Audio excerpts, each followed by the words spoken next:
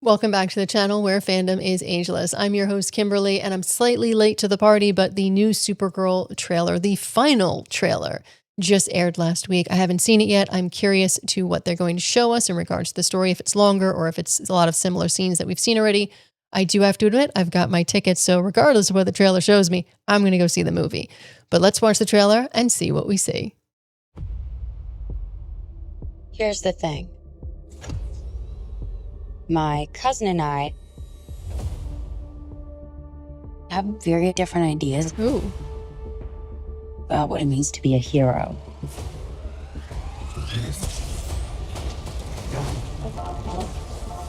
He sees the good in everyone. I love this song. And I see the truth. The brigands brought destruction to every corner of the universe. The galaxy must be defended. Oh, I hate the scene. I hate the scene. I don't like it. I don't like it. You cannot give up on me. I hate that scene.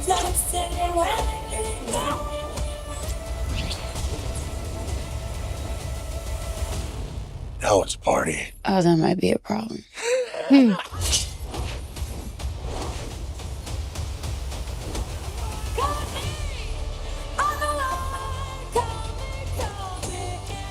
Ooh, that's cool.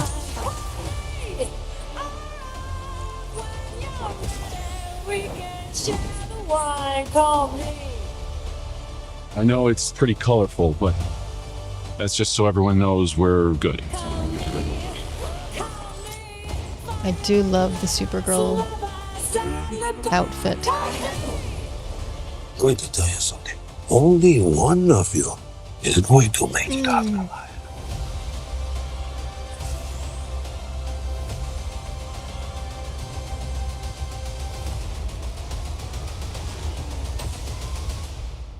We haven't been formally introduced. Oh,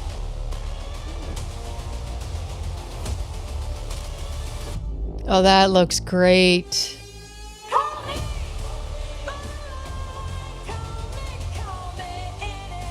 Well, I have said it before in the other Supergirl trailer reactions. I will say it again. It does look good. It looks entertaining. The CGI looks okay in the trailer. Obviously, that could change when we watch the entire movie. Lobo looks fun. It looks like Jason Momoa has been like waiting for this role forever. He seems to always step into those campy type fun roles, and I can see him really running with this. I will admit I have not read the comics. I wanted to. People recommended I do it, and then somebody said something that stuck with me, and it's you want to be surprised. You want to see this other side of Supergirl for the first time freshly without going in with what my imagination will create for it. So I'm going to wait to read them after the fact, so I'm not expecting something I don't get. Now, as I mentioned, I already have tickets to see Supergirl with my wife before we go away, and we are very excited to see the film in general, how good it is if it holds up to what the trailer is eliciting within us. But I have noticed some discord on my social media feeds, and I thought it was a perfect opening for something I've been working on for this channel, a new series called Hot Takes, where I dig into film controversies or whatever media is talking about in the entertainment realm. And in fact, the first full-length episode is going to drop in July while we're away. Now, I know there's some controversy with Millie Alcock and her interview with Variety. I read the entire article before diving into some of the comments on the final trailer specifically. But I wanted to discuss what she said before discussing what those comments said. Millie said, quote, "Simply existing as a woman in this space is something that people comment on. We have become very comfortable having this weird ownership of women's bodies."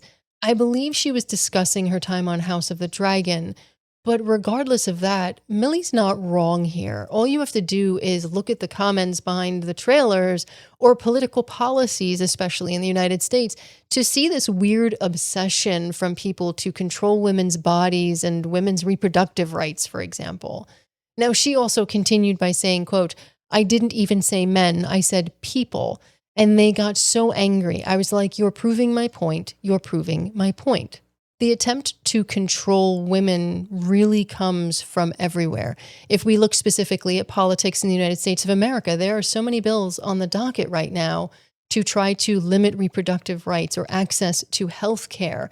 All of these things and negative comments prove the point that people are trying to control women's bodies and what they look like and how they respond. Now, Millie goes as far as to admit that society is struggling and people turn to, quote, online forums to find guidance. It just creates an unhealthy relationship with a person. And that person will inevitably, eventually disappoint their fans. Again, I struggle to see where Millie is wrong in this. Look, social media has been one of the greatest inventions in the sense of it opens the world to us, but it also gives us echo chambers where people only say back to us the exact same thing we want to hear. If all we hear is one thing, it becomes our identity. And then if we add in the fact that we're following a celebrity, and maybe that celebrity might respond to us, there's this possibility of feeling like we know them. Inevitably, that is going to let us down. That's not making things up. It's just you are being exposed to either a social media team or maybe the celebrity themselves, but you're being exposed to a curated thing. The person behind it is very different. That's just reality. Now, finally, this is the quote I see most referenced in comments. I guess women know that this is just how it's always been, unfortunately, Alcock says. And it's from a lot of people whose profiles have no photo, who are burner accounts, or someone's name and then data for Christian, which is hilarious to me. But I mean, whose opinion do you really care about? If you're pissing the right kind of people off, you're doing okay. Before I get into what I believe she meant by that, I want to go into some of the things I noticed in the comments that were repeated in a myriad of different ways. The film will be forgotten. The film is trash. I can't see it because I'm a Christian dad. Alcock's looks can't compare to Melissa Benoist, Helen Slater, or Sasha Calle. Supergirl looks like a dude. A Supergirl film before Batman or Wonder Woman makes no sense. So let's dig into some of that. A woman makes a comment about how being a woman in a significant fandom is difficult, especially with the objectification of women in these spaces. She mentions that the fans will eventually be disappointed because their imagination will never match the reality of the situation. In response, we get comments about her looks, comparing her to other actresses that one commenter found more attractive, or that a Supergirl movie shouldn't be made before Batman or Wonder Woman. So just thinking of movies and thinking off the top of my head. Keaton, Kilmer, Clooney, Bale, Affleck, Pattinson. And those are just the movies, and that's just what I could think of off the top of my head. If I've missed somebody, please let me know. There have been a ton of Batmans. Oh, and the sequel to Pattinson's Batman, I believe, is scheduled to be released on October 1st, 2027, according to Google. Wonder Woman, on the other hand, has had 2 movies in the last 2 decades. I think if they want to argue that Supergirl should not have come out before another film, Batwoman was the comment there. I mean, that film was pretty much done with the exception of, I believe, special effects, and it was canceled for a tax credit. But Supergirl hasn't had a movie of this scale where she is the lead in decades. This is James Gunn's plan. Clayface comes out later. These are not common characters. I mean, I play them in my Lego games, but I have not seen a movie for Clayface. I like that this is different. I like that we are looking at not overexposed entities to bring to screen. And I could be in the minority here, but it is nice to see something different than whatever installment of Batman. Finally, there is that comment regarding hateful posts from profiles with no photos, bot accounts, or someone's name and data for Christian in the bio. In my opinion, the context here matters immensely. The accounts that make those comments may not be actual human beings. And if they are from real men, then making such vitriolic comments and having data for Christian in your bio is rife with hypocrisy. The golden rule from the Bible is treating others as you wish to be treated. And that falls flat when you use anonymity to belittle a woman on looks, for giving her opinion, for not smiling enough, or maybe not being available to male counterparts.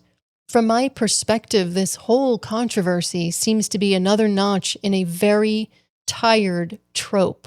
However, if these are authentic people commenting, I have to believe there is an underlying reason behind their angst. No one deserves to live in that level of darkness.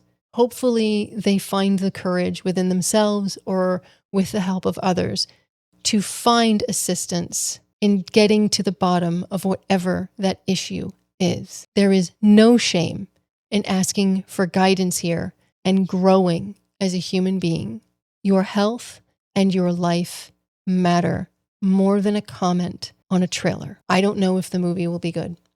I don't know if it's going to succeed. I'm a movie reviewer and a writer. I'm not clairvoyant. I'm not an oracle. But at the end of the article, Kate Arthur wrote the following.